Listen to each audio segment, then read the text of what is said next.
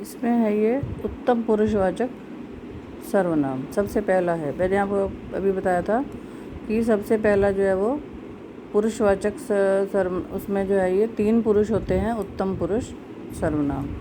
सबसे पहले इसमें आएगा कि जिन सर्वनाम शब्दों का प्रयोग बताने वाले के लिए, बोलने वाले के लिए और लिखने वाले के लिए, लिखने वाला अपने लिए करता है, उन्हें हम उत्तम पुरुष कहते हैं।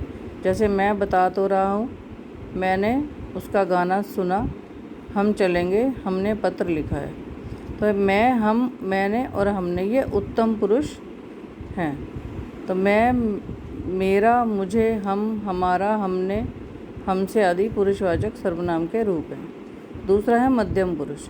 जिन सर्वनाम शब्दों का प्रयोग सुनने वाले के लिए किया जाता है, उन्हें मध्यम पुरुष सर्वनाम कहा जाता है। जैसे तू, तुमने, तुम, तुम्हारा।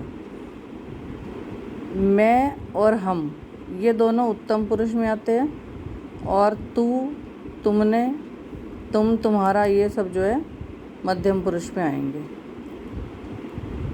तीसरा है अन्य पुरुष।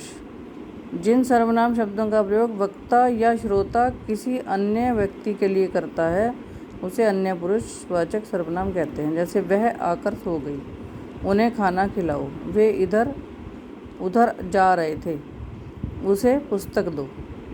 तो ये जो है, ये वह, उन्हें, वे, उसे, ये सब शब्द जो हैं ये अन्य पुरुषवाचक सर्वनाम है, क्योंकि इसमें ना तो वक्ता अपनी बात कर रहा है और ना जो सामने व्यक्ति है उसके बारे में, ये किसी अन्य व्यक्ति के लिए बात की गई है जो वहाँ पर उपस्थित नहीं है।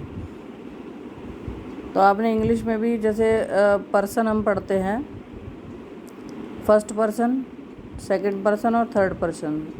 फर्स्ट पर्सन होता है आई और वी। तो फर्स्ट पर्सन में मैं और हम, ये, और second person you, third person he, she, they, etcetera आता है। तो ये सब जो है ये उसी तरह से ही पुरुष, उत्तम पुरुष, मध्यम पुरुष और अन्य पुरुष, ये सभी जो है ये पर्सन में ही आते हैं। जैसे जो हम इंग्लिश में पढ़ते हैं पर्सन, और हिंदी में इनको हम पुरुष बोलते हैं।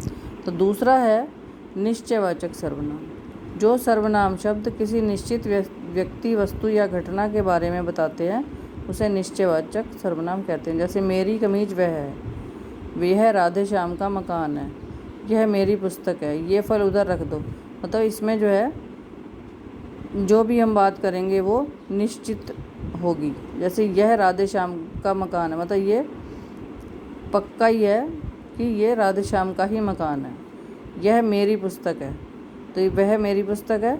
तो ये जो बातें की गई हैं ये निश्चित है, तो इसलिए इसको निश्चयवाचक सर्वनाम कहते हैं। इसके बाद है अनिश्चयवाचक सर्वनाम।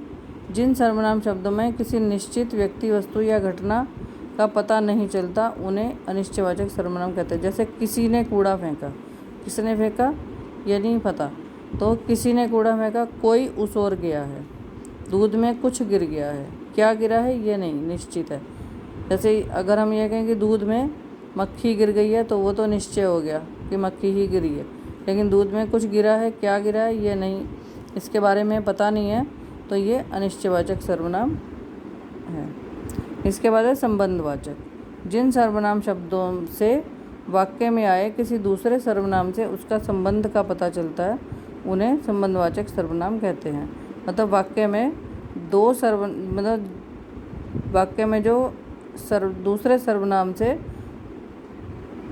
उसका संबंध होगा, दोनों सर्वनामों में आपस में संबंध होगा, तो वो संबंधवाचक सर्वनाम कहलाएगा। जो मेहनत करता है वह सफल होता है। मतलब इसका अर्थ है कि जो मेहनत करेगा वही सफल होगा, जो जैसा करेगा वैसा भरेगा, सो वैसा भरेगा। तो जो और सो, जो और वह, तो ये इन शब्दों में संबंध है, तो ये संबंधवाचक सर्वनाम कहलाते हैं। इसके बाद है इसमें